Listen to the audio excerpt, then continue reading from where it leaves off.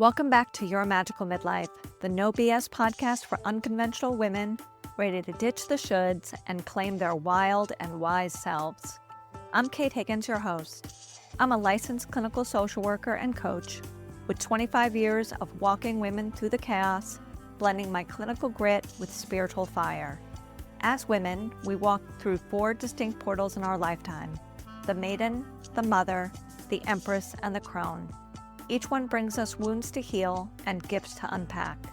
This podcast explores all the midlife themes: change, the change, caring for aging parents, unpacking the grief of aging, our shifting identity, and aging with agency, joy, and rebellion. I'm here to help you heal the wounds, flip the scripts, and step into your life that's been waiting for you. Let's get real, raw, gritty, and unleash some magic. Out on my walk the other morning, I saw something that stopped me in my tracks and made me smile so big that my heart practically exploded. There were these 2 little girls, they were maybe 6 or 7, standing in front of their house. One of them was wearing a bright pink dance recital costume that was in tatters, but it had a tutu and sparkles. Along with that, she was wearing a Spider-Man mask. Of course she was.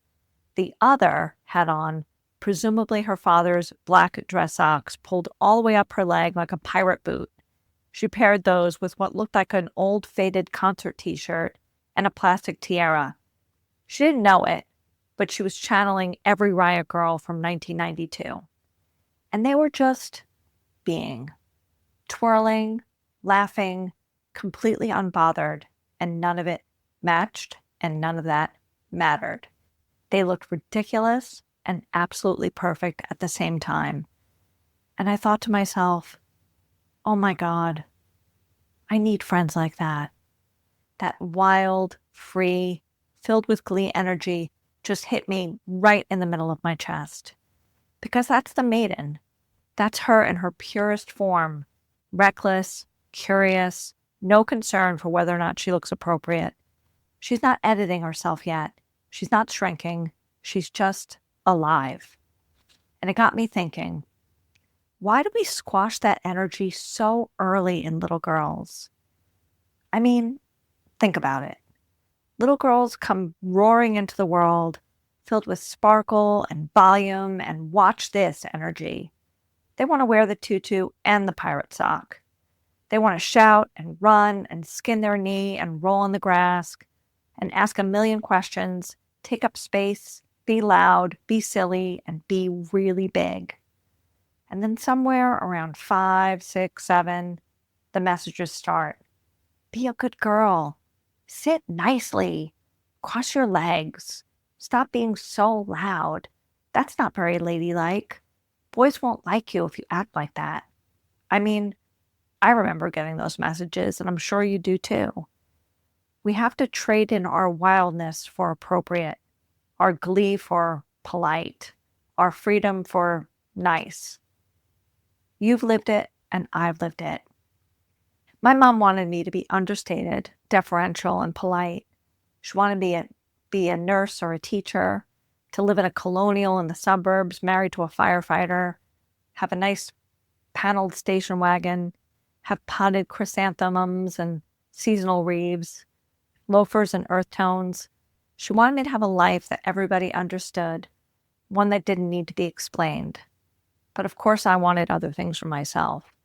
I wanted to be Barbara Eden and I Dream a Genie, or Charo, or Marilyn Monroe. I wanted glamour and magic and freedom to be whoever I wanted to be. So of course I pushed against that and I went full-on goth with big black teased hair and winged eyeliner and black lipstick. And then I went groovy, grooves in the heart with my purple flubogs, and then pink. I dyed my hair every color. I chased clubs and bands and after parties and eventually burlesque while also working as a social worker.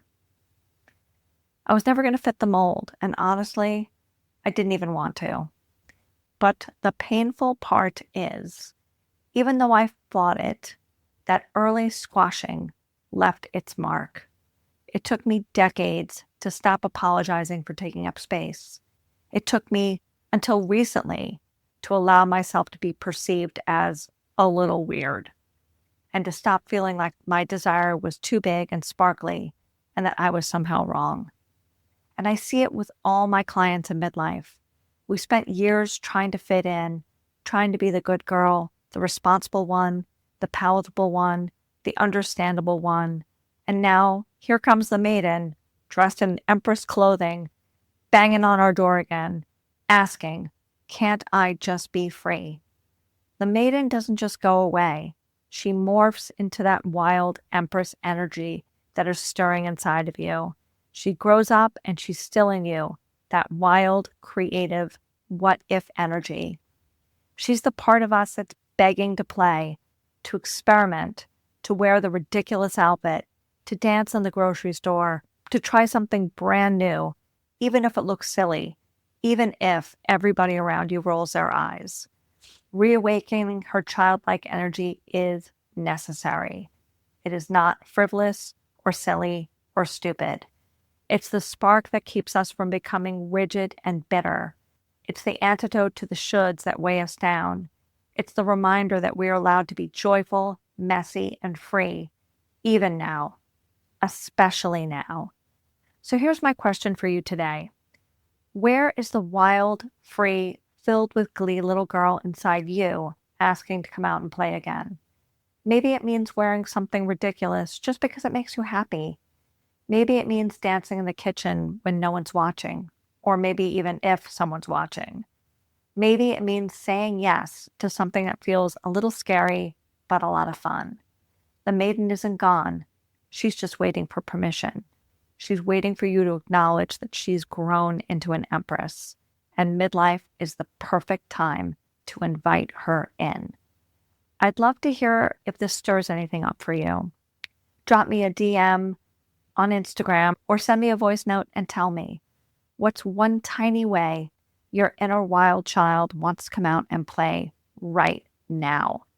And remember, the doors are open for Empress Awakened Immersion, my 4-week online program where I walk you through all the archetypes: Maiden, Mother, Empress, and Crone. We'll amplify all of their powers, work on all of their wounds, and drop in with a lot of fun. Until next time, keep walking, keep wondering, throw on a tutu, maybe some black dress socks you steal from your husband, just for the hell of it. Find that plastic tiara, put it on your head, and just be yourself. That's it for today, my love. If this episode stirred something in you, that quiet knowing that midlife isn't a crisis, but a portal, I'd love to hear from you. DM me the word portal on Instagram, and I'll send you a voice note with a simple question to help you walk through it. And if you're feeling the pull to do this work in community, the doors are open for Empress Awakened Immersion, my 4-week online program where we move through the Maiden, the Mother, the Empress, and the Crone together. Spots are limited, so if it's calling, don't wait. Follow the calendar link in my show notes to schedule your curiosity call. Thank you for walking with me today. Keep shedding what no longer fits. Keep remembering you're not too late. You're becoming. Talk to you next week.